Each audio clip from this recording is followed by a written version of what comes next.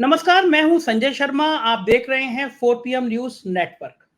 महाराष्ट्र में दूसरे चरण में 8 सीटों पर मतदान होना है। उत्तर प्रदेश के बाद सबसे ज्यादा सीटें देने वाला राज्य है महाराष्ट्र। साहेब को और छोटे साहेब को अंदाजा नहीं था कि महाराष्ट्र में हालात इतने खराब हो जाएंगे। मोदी जी ने सपने में भी नहीं सोचा था कि जिस ठाकरे परिवार से तोड़कर सत्ता हासिल की है, शिंदे को मुख्यमंत्री बनाया है, उनके कर्म इतने अच्छे होंगे कि महाराष्ट्र में बीजेपी को लेने के देने पड़ जाएंगे। महाराष्ट्र के जनमानस में इस बात को लेकर बड़ा आक्रोश है कि महाराष्ट्र की सारी बड़े उद्योग उठा के गुजरात भेज दिए गए। नागपुर सीट पर जो घमासान मचा, उसने पूरे देश को एक नई तस्वीर दिखा दी। डरे हुए मोदी जी 10 सालों में पहली बार नागपुर गए। नागपुर में संघ के नेताओं से मिले तो कहा कि हजूर अब तो संभाल लीजिए, मामला गड़बड़ा रहा है।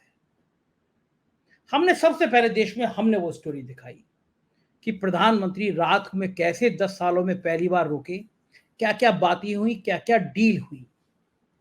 और अब जब मतदान 24 घंटे बाद है, एक बार फिर कल अमरावती में राहुल और अमित शाह दोनों जोर लगा रहे थे।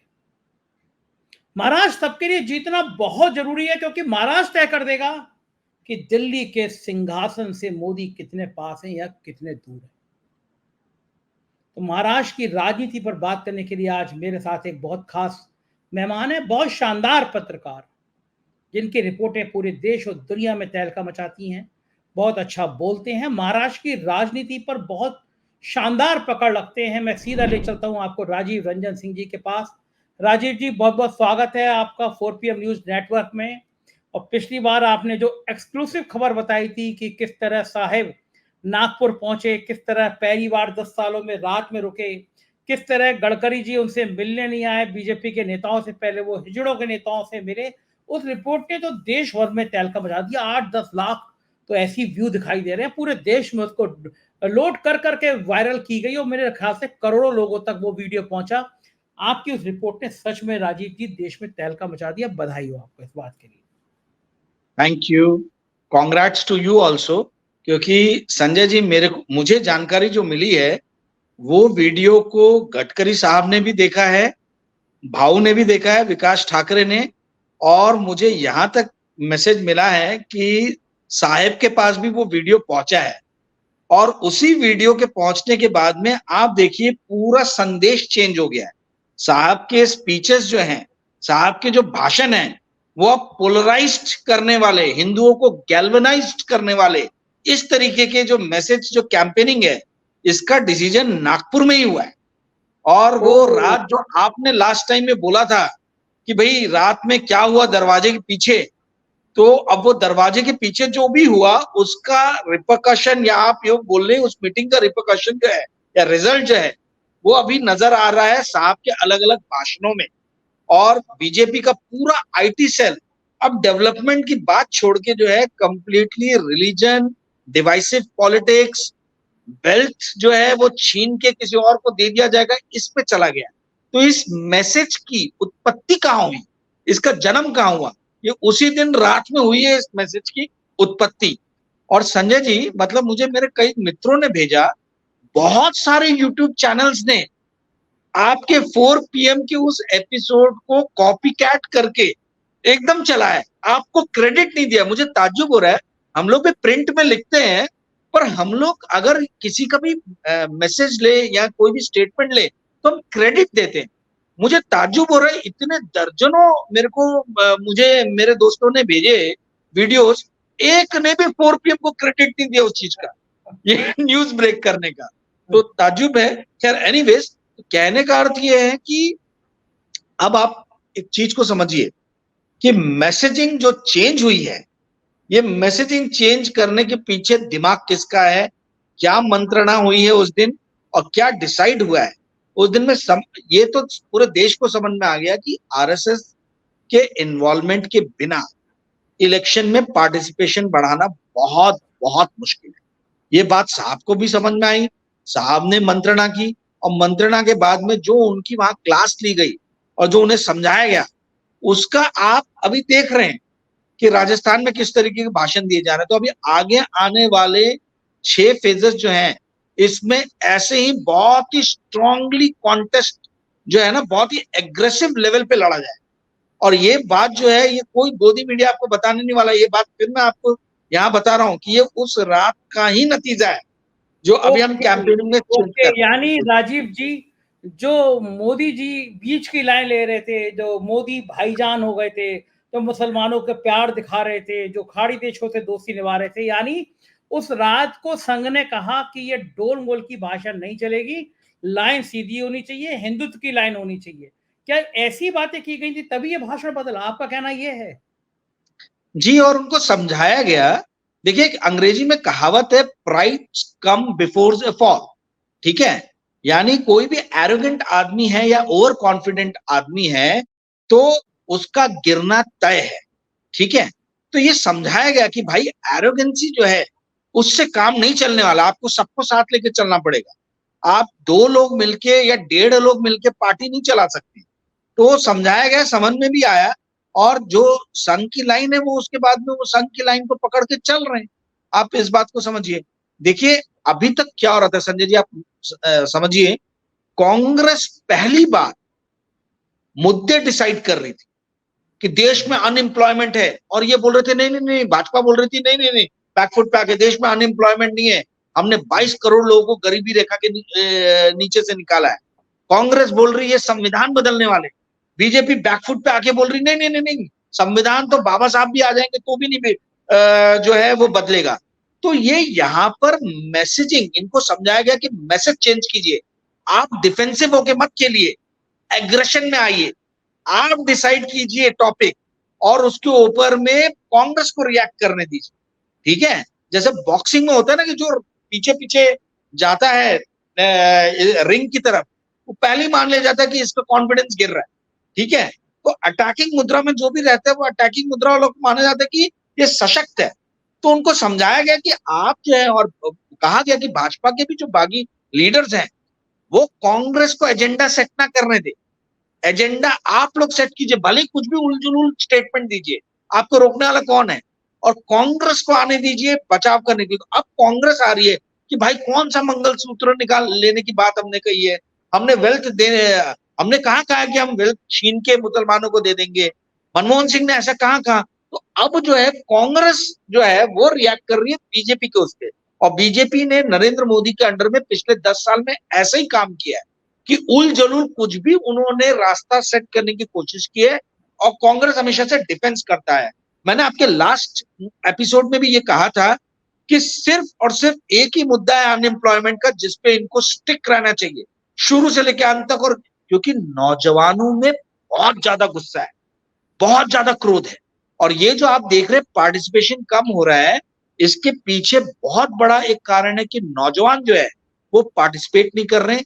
दूसरा, आरएसएस अभी तक पार्टिसिपेट नहीं कर रहा था, पर मेरी जो जानकारी है, जो मेरे स्रोत है आरएसएस में, वो बता रहे हैं कि अब सब पैचअप हो गया है। आरएसएस ने कहा है कि भाई ठीक है, मतलब उन्होंने संदेशा भिजवाया है अपने कैडर पे, कैडर लेवल पे, कि भाई आप लोग काम कीजिए सब मिलके। तो आगे आने वाले 6 फेजेस जो है वो बहुत ही एग्रेसिव, मतलब जैसे युद्ध होता है ना, वो युद्ध के स्तर पे लड़ा जाने वाला है। और इस बात को समझिए कि इसमें अब कुछ ये सब नहीं रहने वाला कि शब्दों की मर्यादा रहेगी और ये सब रहेगा। अब ये तो युद्ध है, और युद्ध में आपको मालूम है कि हर मतलब everything is fair in love and war. तो ये इस स्थिति पे आ गया है। कांग्रेस को अपनी स्ट्रेटेजी जो है उस हिसाब से ट्वीक करनी पड़ेगी, जैसे इन्होंने एकदम से सडनली ट्वीक किया है, ये डिफेंसिव से एग्रेसिव मुद्रा पे आ गए। अब कांग्रेस को सोचना पड़ेगा कि हम कैसे एग्रेशन पे आए। और एक जो खास बात है जो यहाँ आरएसएस के मेरे कुछ मित्रों ने बताया कि भाई ऐसा है कि पहला फेज और दूसरा फेज, इसमें तो हम वैसे भी कमजोर जो स्टेट्स है वही इलेक्शन मतलब वही पोल्स हो रहे हैं। तो इसमें विपक्षी पार्टियों को या वैकल्पिक मीडिया जो यूट्यूब चैनल्स है, इनको इतना ज्यादा प्रसन्न होने की जरूरत क्या है। फर्स्ट फेज में हमने तमिलनाडु में 39 करा दिए 102 सीट में, केरल के अभी 89 में से 20 सीट होंगे। तो ये तो हमारे वीक पॉइंट्स थे, तो हमने पहले ही वीक पॉइंट्स में इलेक्शन करा दिया। थर्ड से लेके 7th फेज तक जो है, जहां जहां पे भी इलेक्शन होंगे वो बीजेपी के बैस्टियन एरिया, वहां कैसा इंडिया अलायंस परफॉर्मेंस करता है, सबका सब उसके ऊपर में डिपेंड करता है। थर्ड फेज से लेकिन राजीव जी, पहले फेज में भी जैसे उत्तर प्रदेश की प्रमुख सीटें थी, जो मेन उत्तर प्रदेश है, और जो पहले चरण में रिएक्शन गया यूपी से कि पहले चरण में इनकी स्थिति बहुत कमजोर हो गई। पहले चरण में ये लगा कि यूपी जो इतनी ज्यादा सीटें जीत सकता था, ये मैसेज भी दे रहे थे हम 75 सीटें जीत जाएंगे, पहली चरण में हवा निकल गई तो पूरे यूपी में माहौल तो खराब हुआ। तो पहले चरण से इनका मामला तो गड़बड़ाया, मैसेज तो गया कि बीजेपी वो उतनी स्ट्रांग नहीं है, बीजेपी उतनी ताकत में नहीं है, ये सब चीजें तो गड़बड़ाई ना पहले चरण के बाद। देखिए, पहले चरण में जो पश्चिमी उत्तर प्रदेश में 8 जगहों पे चुनाव हुआ है, उसमें 5 तो पहले ही 2019 में ही बीएसपी और एसपी के पास में थी। तो ये तो कमजोर एरिया था, मतलब ये भाजपा का कभी भी स्ट्रांग नहीं था। लास्ट टाइम भी 8 में से 5 सीट तो वो हारे थे, तो इस बार भी 5 हार जाएंगे, वो उनके कैलकुलेशन में है। आप समझिए, पश्चिमी उत्तर प्रदेश को मान के चल रहे हैं कि वहां हम 16 में से, मतलब अभी जो सेकंड फेज में और 8 जा रहा है, तो हम इसमें से 10-11 सीट हारेंगे, ये मान के चल रहे हैं वो। पर उसके बाद जो बची हुई सीट है उसमें कहीं हार की गुंजाइश नहीं रहेगी, ये मैं आपको बता रहा हूँ, ये उनका प्रयास है। राजीव जी, एबीपी का एक सर्वे आया था कुछ दिन पहले, उसने उत्तर प्रदेश में इंडिया गठबंधन को 2 सीटें दिखाई थी। आज पहले चरण में ही उससे कहीं ज्यादा इंडिया गठबंधन जीतते हुए नजर आ रहा है, और पूरे उत्तर प्रदेश में जो हालात हैं, कम से कम 30-35 सीटों में बड़ी क्लोज फाइट बता रहे हैं लोग। और लेकिन नहीं, पर ये किसने किया था, ये एबीपी के लिए सर्वेक्षण किसने किया था, सर्वे किसने किया था? शायद आई थिंक सी वोटर साहब, मेरे ख्याल से, जहां तक मुझे याद आ रहा है। देखिए, आपको पता होगा सी वोटर कौन चलाते हैं? सी वोटर यशवंत देशमुख जी चलाते हैं, जो नानाजी देशमुख के पोते हैं, रिलेटिव हैं। नानाजी देशमुख जो है वो आरएसएस के, मतलब एक धुआंधार एकदम, मतलब बहुत ही तेजस्वी ये रहे हैं। तो यशवंत देशमुख जी और सी वोटर तो बीजेपी के, मतलब सबसे पोस्टर बॉय टाइप लोग हैं। आप उनके सर्वेक्षण पे क्यों भरोसा कर रहे हैं? क्या यशवंत देशमुख जी ने या सी वोटर ने बताया था कि 55% से भी कम वोटिंग होगा? क्या यशवंत देशमुख जी और सी वोटर ने बताया था कि राजस्थान में 16 से 18% मतदान गिर जाएगा? ऐसी स्थिति में आप अपने रिजल्ट को कैसे ट्वीक कर रहे हो? ये तो बताया नहीं यशवंत देशमुख जी ने। तो सी वोटर, ये बात हमेशा ध्यान में रखनी चाहिए कि सर्वे कौन कर रहा है। जहां भी सी वोटर का नाम आ जाता है, यशवंत देशमुख जी का नाम आ जाता है, मैं समझता हूं, मैं उसको वैसे ही नलीफाई कर देता हूं, क्योंकि नानाजी देशमुख आरएसएस के बहुत ही बड़े प्रचारक रहे हैं। यशवंत देशमुख जी कितना भी मना कर ले कि उनका कोई, मतलब ये प्रोफेशनल लाइफ और पर्सनल लाइफ अलग है, बट उनका बायस है, ये बायस नजर आता है, क्योंकि उन्होंने ये जो करते हैं वोटिंग में, उनका सैंपल साइज भी जो है, आप 50-55 हजार लोगों को सैंपल सर्वे लेके 98 करोड़ की वोटर लिस्ट है इंडिया की। 98 करोड़ में आप 98 लाख लोगों से भी बात कर रहे हैं क्या? 1% लोगों को भी नहीं लेते हो आप दशमलव में कुछ 0.5, 0.3% लोगों से बात करते हो। और सी वोटर के कभी आज तक आपने देखे कि भाजपा के अगेंस्ट में गए? आप देखिए यशवंत देशमुख जी ने किस तरीके का सर्वे किया। महाराष्ट्र में यदि जिन सीटों पे बीजेपी नहीं लड़ेगी, उन सीटों पे एनडीए को लॉस है। बिहार में जिन सीटों पे बीजेपी नहीं लड़ेगी, उन सीटों पे एनडीए को लॉस है। यानी बीजेपी को ही लड़वा दो, जितनी सीटें हो सके आप जो है वो अजीत पवार के ऊपर में और शिंदे साहब के ऊपर में प्रेशर डालो कि आप बीजेपी के लिए छोड़ दो। हमारे सर्वे बोल रहा है कि आप नहीं लड़ोगे तो, आप लड़ोगे तो हार जाएंगे। तो ये तो प्रेशर टैक्टिक्स है। ये मैं सी वोटर और यशवंत देशमुख जी के इससे बिल्कुल भी मैं ये नहीं करता हूँ। सोशल मीडिया पे एक और मैसेज चल रहा है कि एक्सेस टुडे ने वो जो एक ट्वीट किया था, जिसमें एनडीए की शायद 220 सीटें के आसपास आ रही थी, फिर वो डिलीट किया गया। ऐसे बहुत सोशल मीडिया पे चला, वो देखा था आपने एक्सेस माई? हाँ, ये मेरे पास मैसेज भी आया था, कई लोगों ने कैलकुलेशंस भी भेजे थे। देखिए, सबसे बड़ा ये है, ये कोई डिसाइड नहीं कर सकता, क्योंकि किसी ने सपने में भी नहीं सोचा था कि भाई 5%, 6%, 8% वोटिंग कम हो जाएगा। अभी मोदी जी जैसा व्यक्ति यदि 10 साल में, जो व्यक्ति कभी नागपुर में रुका नहीं, वो व्यक्ति घबरा गया है और वो व्यक्ति रुक गया है नागपुर में, आप समझिए इस बात को, और मंत्रणा कर रहा है। तो जिस आदमी के पास में इंटेलिजेंस के इतने सारे स्रोत हैं, वो आदमी यदि सोच रहा है कि हमको स्ट्रैटेजी चेंज करना है, तो ये सी वोटर और यशवंत देशमुख और इन लोगों के पास में क्या स्ट्रैटेजी है और क्या इंटेलिजेंस है? ठीक है। छोटी बात। तो ये मैं तो हर सर्वे को मैं मानता ही नहीं, कोई भी सर्वे कहीं का भी हो, ये प्रिसाइज हो ही नहीं सकते। सर्वे बहुत बड़ा बिजनेस गेम हो गया। शर्मा जी बिल्कुल आप ठीक इस है, बात को समझिए, बहुत बिल्कुल बड़ा ठीक। बिजनेस गेम हो गया। ये डिस्क्लोज करते हैं क्या कि एबीपी कितना पेमेंट कर रहा है या कोई पॉलिटिकल पार्टी कितना पेमेंट कर रही है? आप कैसे सर्वे कंडक्ट कर, फुकट में तो कर नहीं सकते हो, आपको पेमेंट कौन कर रहा है, इस बात की कोई जानकारी दी जाती है? तो ये सर्वे वर्वे के चक्कर में जनता को रहना नहीं चाहिए, पहली बात। दूसरी बात, जिस तरीके से मैसेजिंग चेंज हो रही है, पब्लिक को यह समझने की जरूरत है कि साइकोलॉजी, लीडर्स के दिमाग में क्या चल रहा है। आज प्रियंका गांधी ने बड़ा स्ट्रॉन्ग स्टेटमेंट दिया है कि मोदी जी मंगलसूत्र छीनने की बात कर रहे हैं। मेरी मां का मंगलसूत्र जो है वो इस देश में निछावर हुआ है। आप समझिए, शहीदी उन्होंने याद दिलाई है राजीव गांधी की। ये मन को छू लेने वाली बात है। इसका कोई जवाब ही नहीं है भाजपा के पास में, कोई किसी के जवाब पास नहीं। में भी जवाब नहीं। तो इस तरीके के स्टेटमेंट्स कैसे इंपैक्ट करेंगे लोगों के माइंड पे, दिमाग पे? क्या ये सी वोटर इस चीज को कैप्चर कर पा रहा है? नहीं नहीं, नहीं वो सोचा कैप्चर कर सकता है। सोचा ही नहीं होगा। और मैं दर्शकों को जी बता दूं कि राजीव जी केवल पॉलिटिकल ही नहीं, फाइनेंशियल जर्नलिज्म में बड़े ब्रिलियंट जर्नलिस्ट रहे हैं। फाइनेंशियल रिपोर्ट में इनकी दुनिया भर में तहलका मचा है। और दर्शकों के लिए खुशखबरी, मैंने राजीव जी से रिक्वेस्ट करी और हम लोग शायद अगले 1 मई से या उससे पहले से भी हर वीक में एक बढ़िया बिजनेस का फाइनेंशियल, हफ्ते में 1 या 2 बार भी हो सकता है, एक बढ़िया हम लोग आपके संग एक्सक्लूसिव लेके आएंगे 4 PM बिजनेस के तहत, कि क्या क्या चीजें बिजनेस की इंडस्ट्री में हो रही है, कौन कौन सी कंपनी कहाँ उछाल मार रही है, क्यों गिर रही है, क्या खेल है बाजार का, उस पर भी हम और राजीव जी बात करेंगे। ये खुशखबरी आप लोगों के लिए कि राजीव जी अब बिजनेस के लिए भी हमारे साथ जुड़ेंगे। राजीव जी, सैम पित्रोदा का एक बयान आता है, वो बयान सैम पित्रोदा कहते हैं तोड़ मरोड़ के पेश किया गया, लेकिन उन्होंने बताया कि अमेरिका में कर कितना लगता है, कैसे लगता है। ये तो सामान्य जानकारी है, वो अमेरिका के सिटीजन है, उन्होंने बताया। लेकिन बीजेपी को कोई मुद्दा नहीं मिल पा रहा था जिसपे वो घमासान कर सके, और बीजेपी से भी ज्यादा गोदी मीडिया को नहीं मिल पा रहा था जिसपे वो घमासान कर सके। तो गोदी मीडिया उसमें सैम पित्रोदा को लेके पिल गया कि ये तो कांग्रेस की नीति है और कांग्रेस मुसलमानों को बांट देगी, सारा आपके गहने छीलेगी। क्या सैम पित्रोदा के बयान को गोदी मीडिया को इतना महत्व देना चाहिए, और क्या बयान गलत था वो?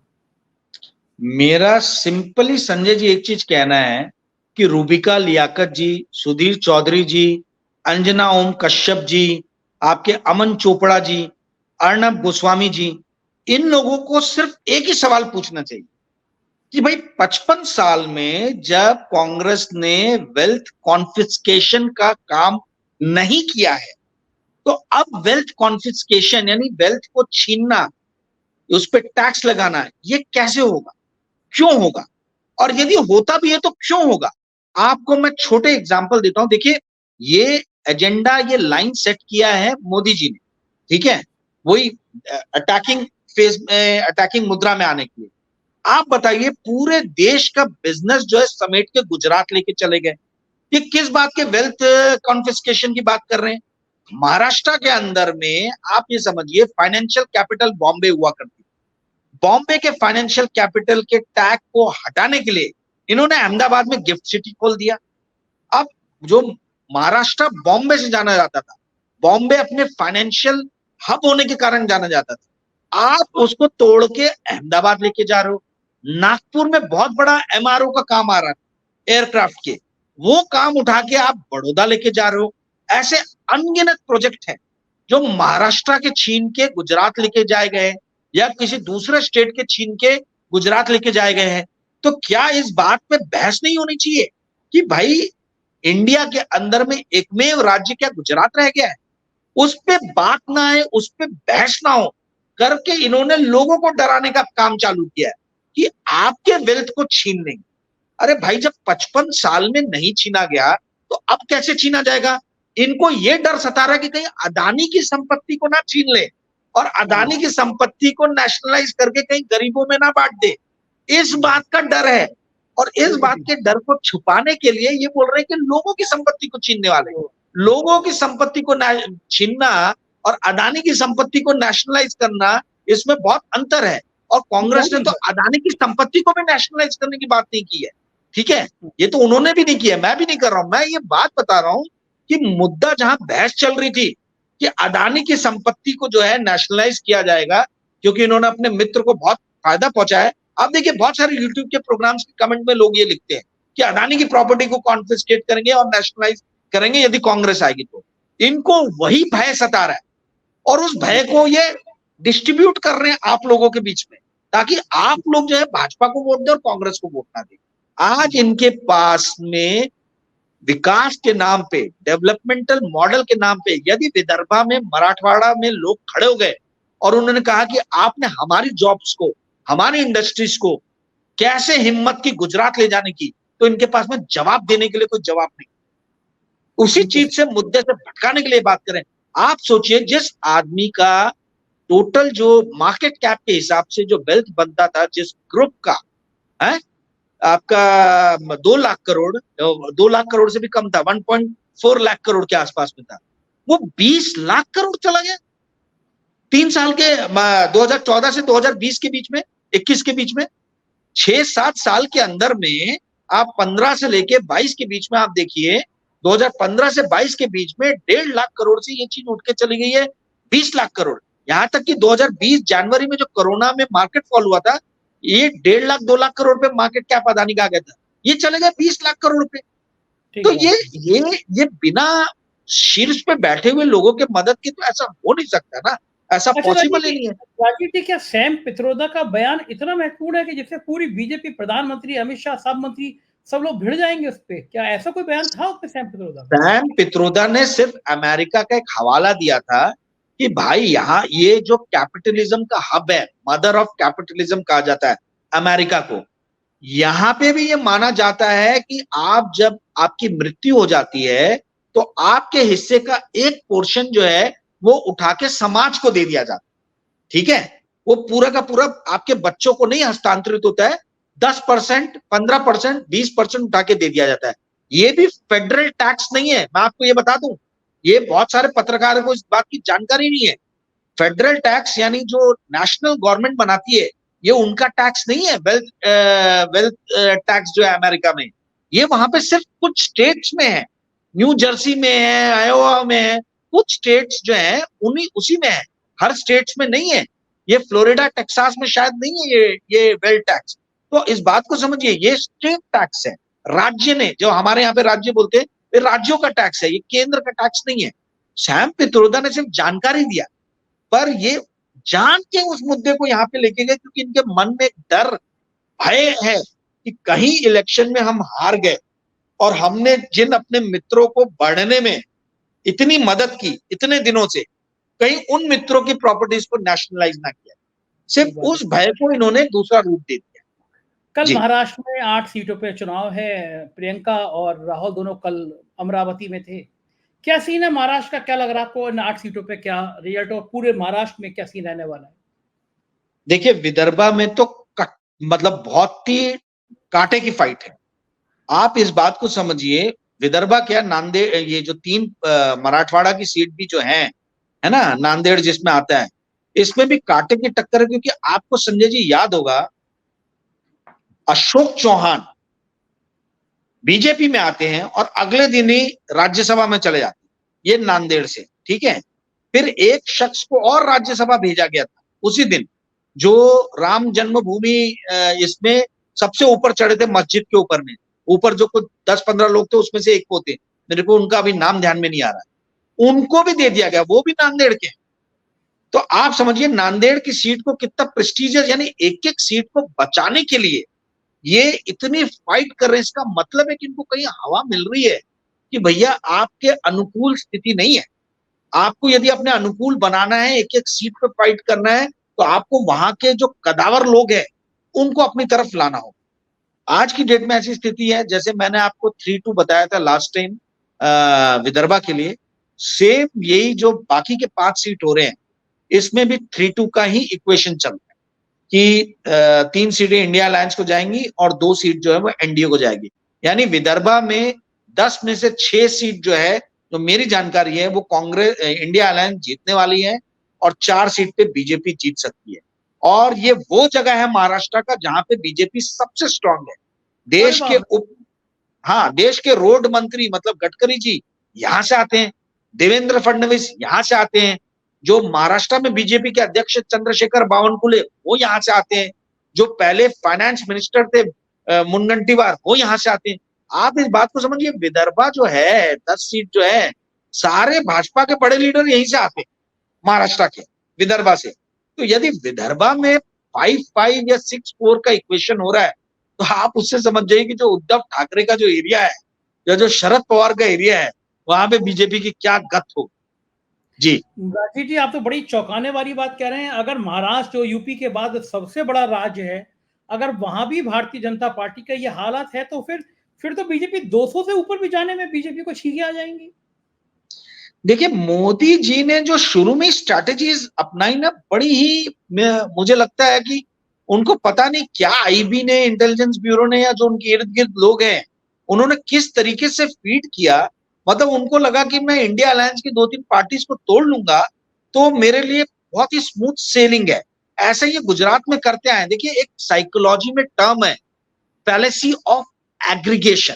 ठीक है, फैलेसी ऑफ एग्रीगेशन क्या बोलता है कि आप यदि ऐसा अज्यूम करो कि कोई छोटे स्तर पे चीज सही साबित होती है, तो वो बड़े स्तर पे भी सही साबित होती है। तो इनको लगा कि जैसे गुजरात में मैंने शासन किया विथ आयरन हैंड, किसी की बात नहीं सुनी मैंने, वैसा ही मैं देश के ऊपर भी शासन करूंगा तो लोग उस चीज को डाइजेस्ट कर लेंगे, पचा लेंगे। जबकि ये हुआ नहीं, ये फैलेसी है। ये फैलेसी ऑफ एग्रीगेशन में जो है ना, ये अटक गए। इनको जिस तरीके की जानकारी और फीडबैक दिया गया, वो फर्स्ट फेज का वोटिंग पैटर्न आते ही इनके पैरों के नीचे से जमीन खिसक गई। और उसको अब ये लोग जो है काउंटर करने की कोशिश कर रहे हैं, ये बोल के कि भाई केरल, तमिलनाडु, आंध्रा, जो स्टेट जहां हम हारने वाले हैं, या यूपी में भी जहां हम कमजोर हैं, या महाराष्ट्र में जहां हम कमजोर होते हुए दिख रहे हैं, वहीं पे फर्स्ट और सेकंड फेज में इलेक्शन होंगे। हमारी तो बैटिंग हम थर्ड फेज से करेंगे, थर्ड से लेकर 7 तक देखिए हम कितनी सीट जीतेंगे। तो ये फैलेसी ऑफ एग्रीगेशन, ये देखिए पूरा गेम साइकोलॉजी का है। जिस भी व्यक्ति को साइकोलॉजी से प्यार है, वो इस इलेक्शन को बड़े ही मतलब रोमांच, मतलब मजे से देखेगा। उसको इसके अंदर में काफी रोमांच नजर आएगा कि वाह, ये बड़ा रोमांचक मुकाबला हो रहा है। तो कहने का अर्थ ये है कि अभी आप मैसेजिंग चेंज होता हुआ देखेंगे। आप देखेंगे कि कैसे कभी बीजेपी एग्रेसिव हो रही है, कभी कांग्रेस एग्रेसिव हो रही है, कैसे इनके स्टांस चेंज हो रहे हैं। यही मजा है, यही मैसेजिंग जो है, ये हमको आगे देखना है संजय जी। बिल्कुल, बहुत बहुत शुक्रिया राजीव जी, इतनी सारी बढ़िया जानकारी देने के लिए आभार आपका। तो ये थे राजीव रंजन जी, और बता रहे थे विस्तार के साथ कि महाराष्ट्र की राजनीति का हाल क्या है। आप सोच सकते हैं, यूपी के बाद सबसे ज्यादा सीटें देने वाला राज्य, और वहां पे भारतीय जनता पार्टी की हालत पतली। तब आपको समझ आ रहा होगा कि प्रधानमंत्री जी ने अब की बार 400 पार, ये जो नारा जो था दिया करते थे, अब गायब क्यों हो गया। प्रधानमंत्री से भी ज्यादा जोर से सुधीर चौधरी बोलते थे, अंजना कश्यप बोलती थी, रूपकला लियाकत बोलती थी। गोदी मीडिया के मुंह पे ताला लग गया है। अब की बार 400 पार का नारा जो भीड़ से बुलवाते थे मोदी जी, अब वो नहीं बोल रहे हैं। समझ में आ जाइए कि देश किधर जा रहा है और साहब की परेशानी का कारण क्या है। कैसी लगी आपको ये बातचीत? मैं आपकी राय का इंतजार करूंगा। चैनल को सब्सक्राइब करिएगा, ज्वाइन करिएगा। बहुत बहुत शुक्रिया, थैंक यू।